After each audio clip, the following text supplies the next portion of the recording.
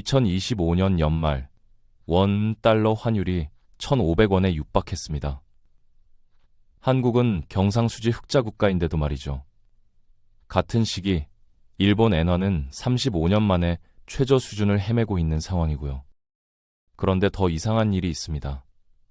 세계 최강 통화라던 미국 달러도 흔들리는 것처럼 보인다는 겁니다.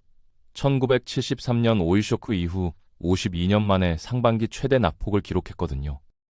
달러가 약해지는데 원화는 더 약해지고 흑자인데도 환율은 오르는 이 이상한 상황을 어떻게 이해해야 할까요?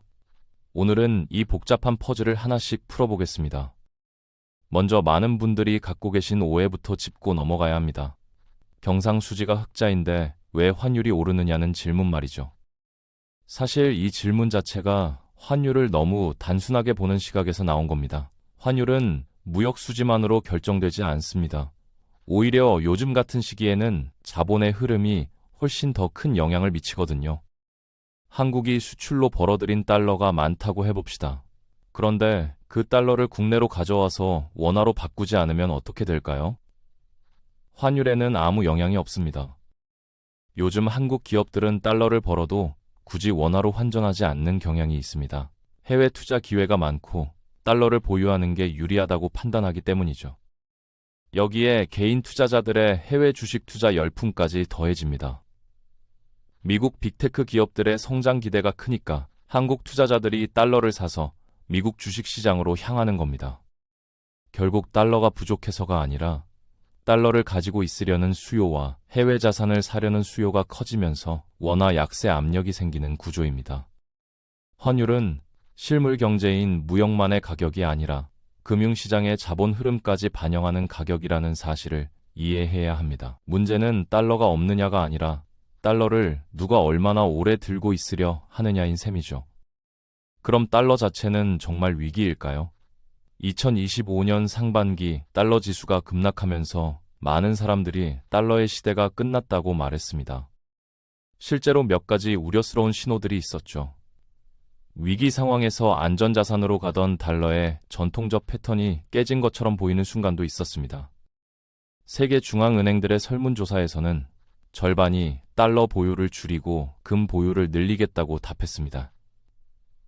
뉴욕 연준이 보관하는 외국 중앙은행들의 미국 국채 잔액도 수백억 달러씩 줄어들었고요. 하지만 표면적인 신호와 구조적인 현실은 다릅니다. 스위프트 국제 결제 시스템에서 달러의 점유율은 오히려 12년 만에 최고치를 기록했습니다.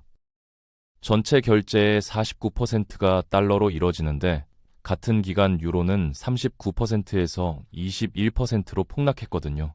전 세계 외환 거래를 봐도 마찬가지입니다. 88%가 달러와 관련된 거래인데 이 비율은 지난 15년간 거의 변하지 않았습니다. 대한통화들의 상황을 보면 달러의 구조적 우위가 더 명확해집니다. 유로는 정치적으로 분열된 27개국의 통화연합이라는 태생적 한계를 갖고 있습니다. 독일 경제가 과열되면 금리를 올려야 하는데 그러면 이탈리아 같은 남유럽 국가들이 견디지 못하는 구조죠. 반대로 남유럽을 살리려고 금리를 낮추면 독일이 반발합니다. 이런 통화에 장기 자금을 맡기고 싶어하는 투자자는 많지 않습니다.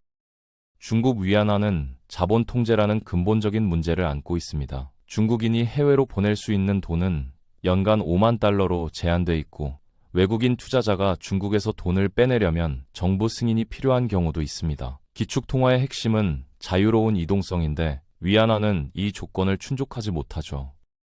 일본 엔화는 30년째 디플레이션과 싸우는 경제의 통화이고 정부 부채가 GDP의 260트를 넘어서는 구조적 부담을 안고 있습니다. 중앙은행들이 금을 사는 건 달러를 버리는 게 아니라 분산하는 겁니다. 실제로 중앙은행 외환 보유액에서 달러 비중은 여전히 43%입니다. 20년 전 71%에서 줄긴 했지만 여전히 압도적이죠. 흥미로운 건 암호화폐 시장의 성장이 오히려 달러 시스템을 강화할 수 있다는 점입니다. 테더나 서클 같은 스테이블 코인은 발행할 때마다 그만큼의 달러를 보유해야 하고 이 달러는 대부분 미국 국채로 보관됩니다. 2025년 기준 스테이블 코인 발행사들이 보유한 미국 국채는 1,200억 달인데 독일이 보유한 미국 국채보다 많은 규모입니다. 탈달러를 외치지만 실제로는 달러 시스템을 더 깊이 뿌리내리게 만드는 아이러니한 구조죠. 그럼 2026년을 흔들 진짜 변수는 무엇일까요? 인플레이션과 장기금리, 그리고 연준의 신뢰라고 보입니다. 많은 사람들이 인플레이션을 일시적 현상으로 보는데 구조적 요인들을 보면 그렇게 낙관하기 어렵습니다. 먼저 탈세계화와 공급망 재편이 진행되고 있습니다.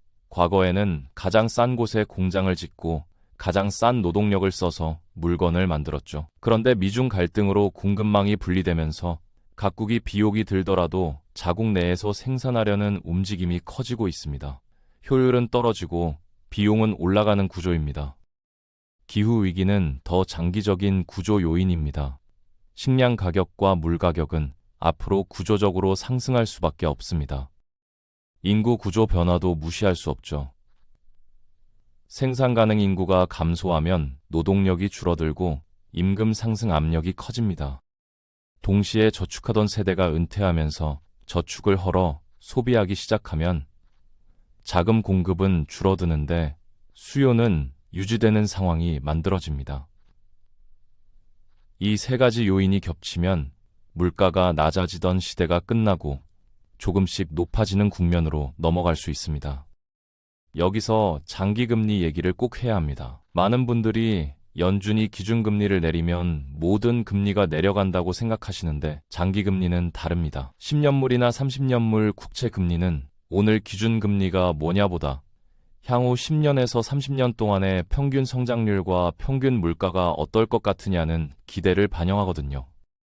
연준이 오늘 금리를 내린다고 해서 향후 10년 평균이 크게 바뀌지는 않습니다. 오히려 경제가 괜찮은 상황에서 금리를 과도하게 내리면 미래 성장률과 인플레이션 기대를 더 뜨겁게 만들 수 있죠. 그러면 장기금리는 안 떨어지거나 오히려 더 오를 수 있습니다. 장기금리 상승에는 또 다른 구조적 원인이 있습니다. 바로 자금의 수요와 공급 변화입니다. 지난 수십 년 동안은 생산 가능 인구가 증가하면서 저축이 늘었고 연금 가입도 확대돼 돈을 빌리기 쉬웠습니다. 반면 대규모 공장 투자 같은 자금 수요는 제한적이었죠. 그런데 지금은 정부가 에너지 전환, 탈탄소, 공급망 재편, 인공지능 투자, 복지 지출로 돈을 많이 쓰기 시작했습니다. 동시에 베이비 부머 세대가 은퇴하면서 저축은 예전처럼 늘지 않고 오히려 뺏어 쓰는 국면으로 접어들었습니다. 정부는 더 쓰고 싶은데 저축은 덜 늘어나는 구조가 되면 장기금리는 구조적으로 올라가기 쉽습니다. 여기에 재정 부담까지 겹칩니다. 미국 의회 예산국 전망을 보면 향후 10년 미국 재정 적자의 상당 부분이 이자 지급에 쓰인다고 합니다.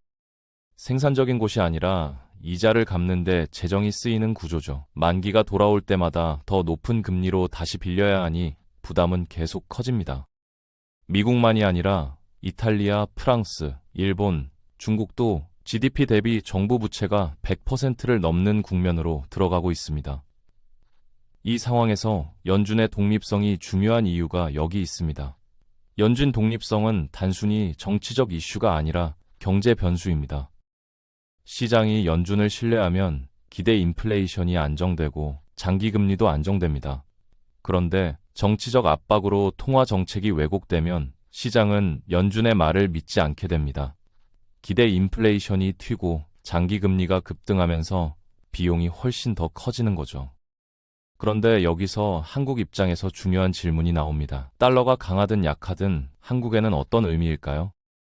사실 달러의 절대 강세나 약세보다 중요한 건 변동성이 커질 때 원화가 받는 충격의 크기입니다.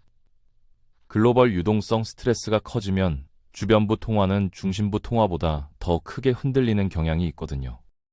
1997년 아시아 외환 위기 때를 생각해보면 달러 자체는 그렇게 강세가 아니었습니다. 하지만 원화는 폭락했죠. 중심부 시스템이 흔들릴 때 주변부가 더 먼저 무너지는 구조입니다. 한국이 주변부 통화로 분류되는 이유는 몇 가지가 있습니다. 먼저 무역 의존도가 매우 높습니다. GDP 대비 무역 비중이 75% 수준인데 이는 대외 충격에 민감하다는 뜻입니다. 외국인이 한국 주식시장에서 보유한 비중도 32% 정도로 상당히 높습니다. 이 자금이 빠져나가기 시작하면 환율에 즉각 영향을 미칩니다. 외환 안전판인 통화 스왑도 과거에 비해 약화됐습니다. 2008년과 2020년에는 미국이 600억 달러 규모의 통화 스왑을 제공했지만 지금은 없습니다. 일본과의 통화 스왑도 과거 700억 달러에서 100억 달러로 크게 줄었죠. 그럼 2026년은 어떻게 전개될까요? 두 가지 시나리오로 나눠볼 수 있습니다. 첫 번째는 관리되는 변동성 시나리오입니다. 인플레이션 기대가 재점화되지 않고 금융시장 유동성 스트레스가 제한적인 경우죠. 연준이 유동성 공급으로 단기 자금 시장을 안정시키고 재정 정책도 어느 정도 속도 조절을 한다면 장기 금리는 크게 튀지 않을 겁니다.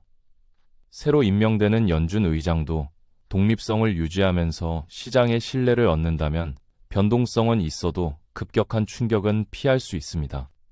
이 경우 환율은 상승 압력이 있더라도 완만하게 움직일 가능성이 큽니다. 두 번째는 신뢰 충격과 유동성 경색 시나리오입니다. 통화 정책에 대한 신뢰가 흔들리거나 재정 불확실성이 커져서 자금 시장이 경색되는 경우죠.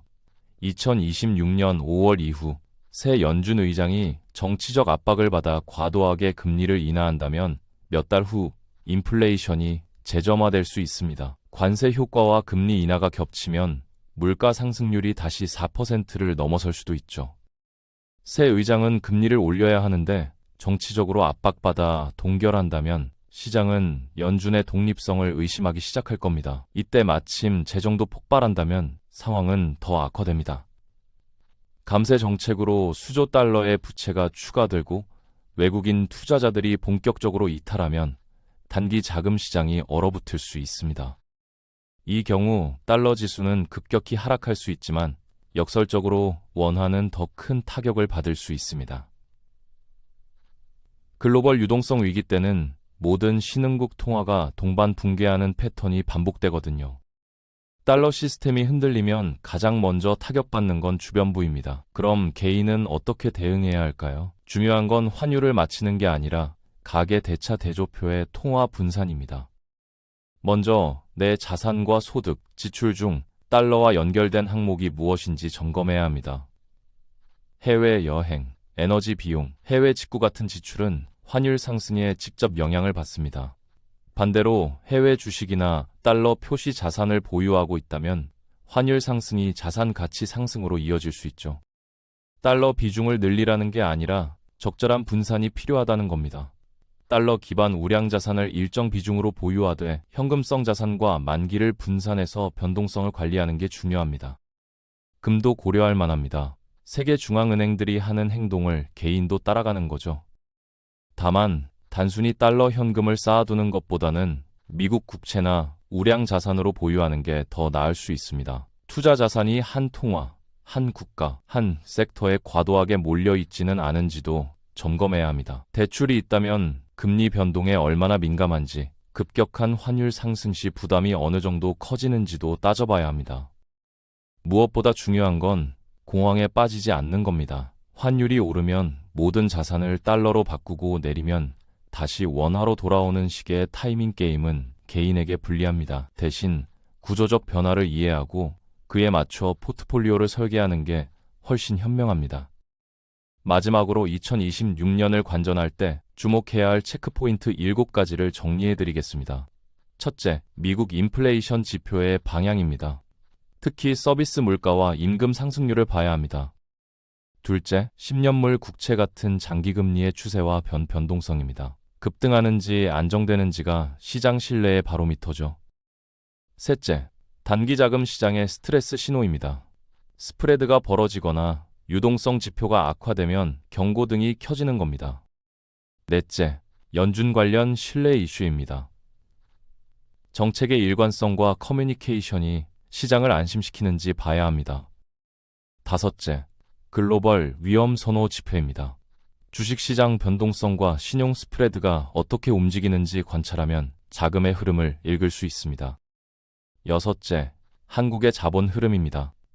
해외 투자 수요와 기업들의 달러 보유 선호가 계속되는지 지켜봐야 합니다.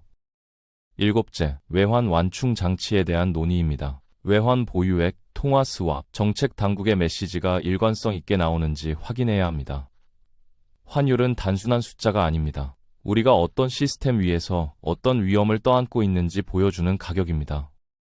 1997년은 한국만의 문제였지만 2025년과 2026년은 세계적 재편의 일부입니다. 우리가 통제할 수 없는 변수들이 많다는 뜻이죠. 그래서 필요한 건 예언이 아니라 설계입니다. 어떤 시나리오가 펼쳐지든 흔들리지 않도록 포트포리오를 구성하고 체크포인트를 점검하면서 유연하게 대응하는 겁니다. 달러의 시대가 끝났다는 말도 영원히 계속될 거라는 말도 모두 극단입니다. 중요한 건 변화의 방향을 읽고 그 안에서 우리의 자리를 지키는 일입니다.